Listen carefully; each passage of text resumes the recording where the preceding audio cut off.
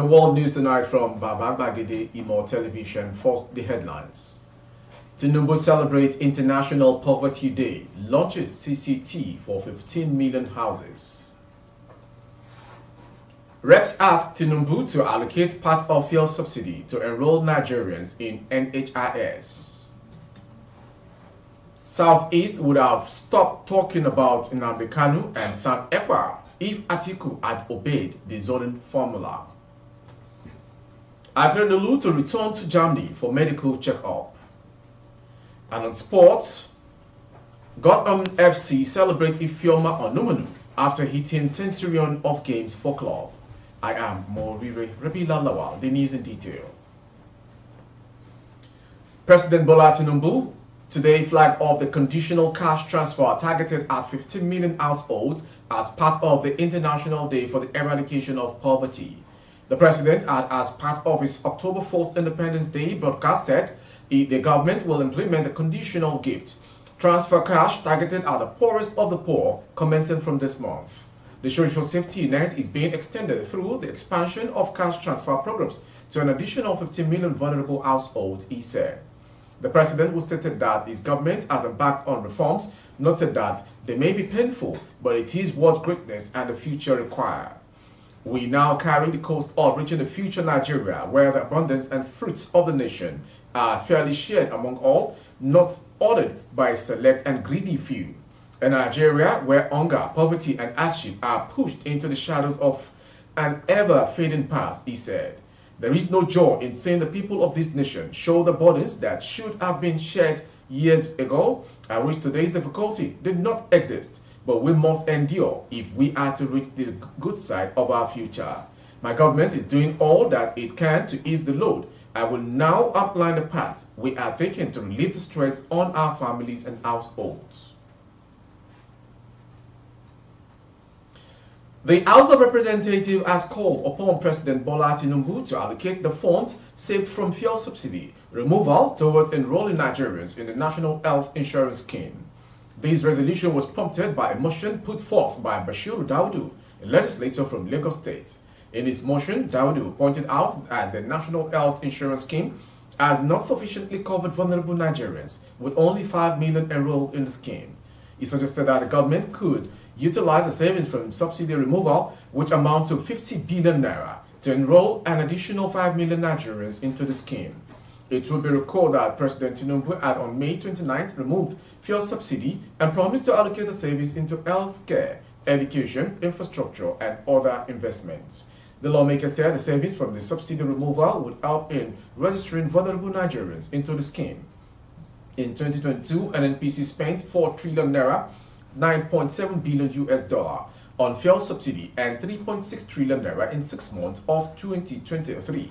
It cost about 5 billion naira to cover 5 million persons annually at a rate of 5,000 naira per person, he said.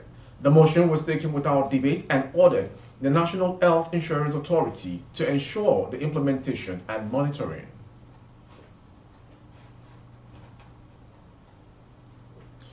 President Bola Tinubu commemorated the International Day for the Eradication of Poverty and launch of the renewed Hope conditional cash transfer, which will talk about 15 million households. The observance of the day can be tracked back to October 17, 1987, when over 100,000 people gathered at the Trocadéro in Paris, where the Universal Declaration of Human Rights was signed in 1948. It was signed to honor the victims of extreme poverty, violence, and hunger across the globe. The event, to be held at the Council Chambers of the Presidential Villa, Abuja, will be attended by cabinet members, diplomatic community, as well as top government functionaries and political aides. The day is an international observance celebrated each year on October 17 through the world. This year's theme, Decent Work and Social Protection, putting dignity in practice for all, calls for universal access to decent work and social protection as a means to uphold human dignity. It stressed that decent work must empower people, provide fair wages and safe working conditions, as well as recognize the value and humanity of all workers. Information also reports that the CCT launch will be heralded by a symbolic handing over of checks to a number of households at the venue of the event. The CCT program was announced by Tinubu during the Independence Day speech, where he said at least 15 million households would each be given 25,000 naira for 3 months to alleviate the poverty level. Information also reported that CCT are transfers given to beneficiaries based on specific action, such as sending children to school or making regular health visits. In Nigeria, 40.1% of people are poor according to the 2018-2019 National Monetary Poverty Line, and 63% are multidimensionally poor according to the National MPI 2022. Multidimensional poverty is higher in rural areas where 72% of people are poor compared to 42% of people in urban areas. Director General of Voice of Nigeria, Osita Okechukwu, has said that People's Democratic Party (PDP) flag bearer Atiku Abubakar is responsible for the unrest in the southeast. Okechukwu argued that if Atiku had obeyed the zoning agreement and allowed the presidential candidate to emerge from the south, it would have given the region a sense of belonging. The elder statesman shared his thoughts during an interview. He insisted that tranquility would have returned to the region if the PDP had fielded a presidential candidate from the southeast. Okechukwu argued that the region would have shown the idea of sit at home on Mondays and talked about Nnamdi Kanu and Samuel Ekpa if there was an equitable electoral battle. I have great respect for Atiku. He is a good friend to one of my big brothers, Dubem Onya, former Minister of Foreign Affairs, and Chuba Okadibo, one of my political mentors. Yes, I said so, and I repeat that Atiku winterly or unwittingly breached the substituting agreement, which binds our fledgling democracy and our fragile unity. Agreement of rotation of power from north to south is an agreement, whether written or oral. Rumors have emerged about Ondo State Governor Rotimi Akeredolu's plan to return to Germany for medical checkup. The governor, since he returned from the medical vacation, has remained in his Ibadan residence, where he is said to be receiving treatment.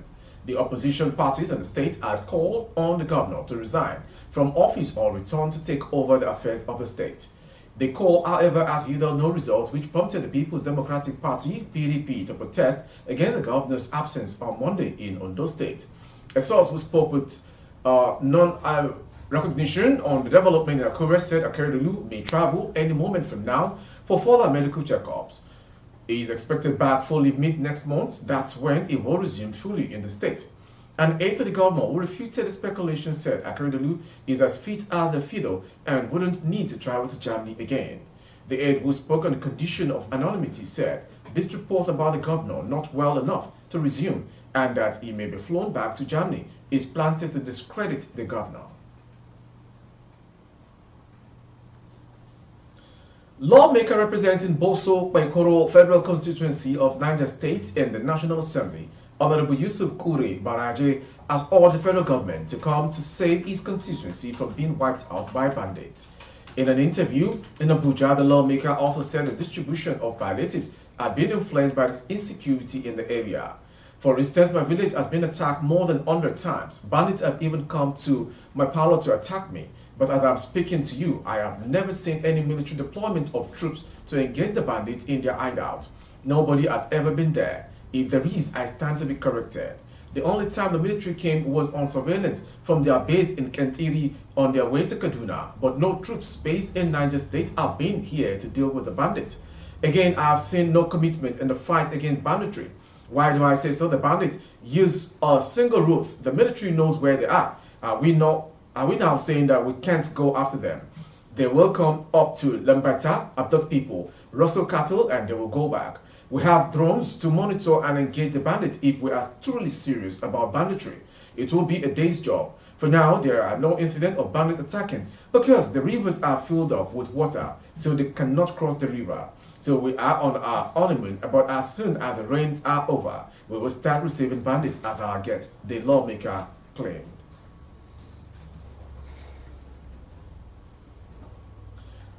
The Ogun State Police Command has arrested a credit officer of a microfinance bank, Esther Amidu, after allegedly fleeing with customers' contribution totaling 1.97 million naira. Information regarding that Amidu absconded with a daily contribution of the bank's customers, which spanned between March and December 2023. Information also learned that a branch manager of a bank in Abeokuta, the state capital, who discovered that the contribution had not been remitted, reported the matter to the police. After several failed attempts to make the suspect remit the contribution, Hamidu was said to have disappeared into the thin air deposit police effort to arrest her. However, a source in the State Police Command, who did not want to be mentioned in print, said the suspect had been apprehended. While confirming her arrest on Saturday, the State's Police Public Relations Officer, Omolola Odutola, said the suspect was arrested in Ibadan, Oyo State capital, on Friday.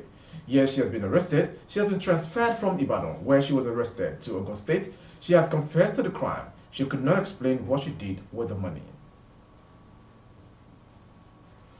Moving on to the next story. A Federal Capital Territory FCTI court in Wuse Zone 2 has dismissed the no-case submission filed by Peter Nwachukwu, husband of Osinachi, the late gospel singer. Delivering a ruling on Tuesday in Jedika Nwosu Iheme, presiding judge held that the prosecution has established a prima facie case against the defendant. Osinachi, who passed away on April 8, 2022, was initially thought to have died of throat cancer, but Ashit claimed her death was connected to assault by her husband, who was later arrested. The federal government had filed a 23-count charge against Nwachukwu over the death of Osinachi.